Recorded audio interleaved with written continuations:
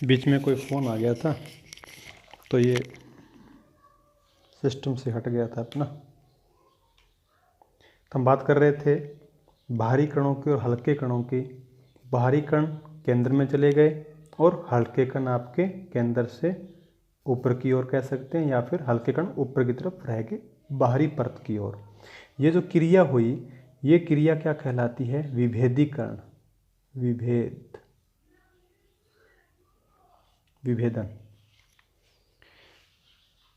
विभेदन क्रिया कहलाती है।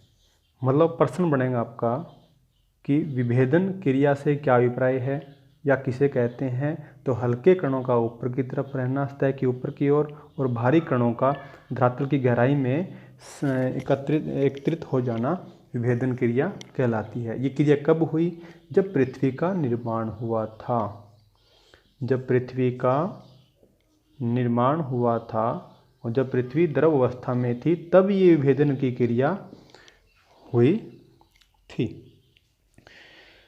चंद्रमा की उत्पत्ति भी लगभग ऐसे ही हुई है। जब पृथ्वी की उत्पत्ति हुई द्रव अवस्था में, तब ये कहानी हुई। लेकिन एक बार फिर दोबारा से दूसरी बार विभेदन क्रिया हुई पुनः, तो उस समय चंद्रमा की भी उत्पत्ति हो गई।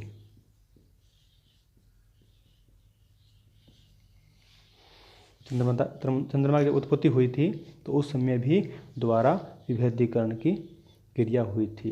इस विभेदीकरण के अंदर पृथ्वी की जो संरचना है वो 3 परतों में बंट गई। मेजर 3 थी, उसके आगे पार्ट हो गए, जिसे हम कहते हैं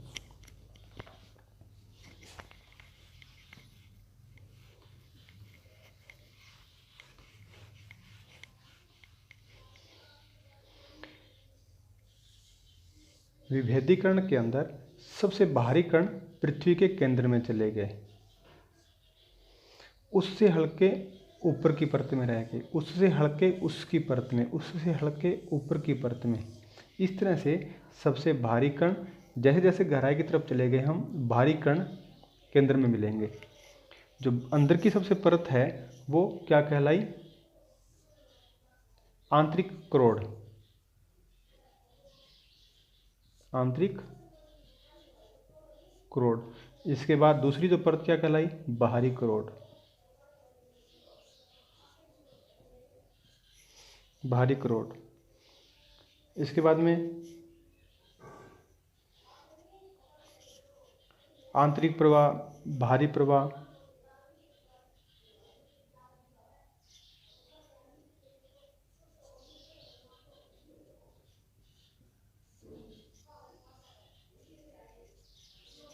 आंतरिक प्रवाह, बाहरी, या कई जगह इसको एक भी मान लेते हैं, सिर्फ आंतरिक बाहरी की जगह एक पद हटा भी देते हैं तो भी कोई दिक्कत नहीं। ठीक है, गंतव्य सारा एक मिलेगा आपको। ये आपकी भूपट्टी रह जाएगी ऊपर वाली, सबसे ऊपर जो पाई जाती है भूप्रपट्टी, सबसे ऊपरी परत, ये भूप्रपट्टी सबसे ऊपरी परत, फिर प्रवाह है, फिर ये दोनों परतें आपकी करोड़ की परतें हो गई। जैसे जैसे गहराई की ओर जाएंगे ना, वैसे वैसे घनत्व बढ़ता जाएगा। जैसे अंदर से बाहर की ओर जाएंगे तो घनत्व कम होता जाएगा, बाहर से अंदर की ओर जाएंगे तो घनत्व बढ़ता जाएगा। और पृथ्वी से अगर हम बाहर जाते हैं वायुमंडल की ओर, तो भी घनत्व कम। मतलब जो भारी गैस होगी वो स्थल भाग के पास, और जो हल्की गैसें होगी वो सबसे ऊपरी ऊपर, हल्की ऊपरी ऊपर। और सबसे हल्की गैस आपको पता ही है,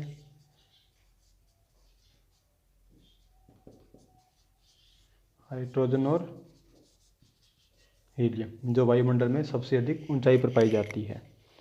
तो ये था स्थल मंडल, ये पृथ्वी की आंतरिक संरचना। ये इसका अध्ययन, आंतरिक संरचना का अध्ययन अगले अध्याय में करेंगे।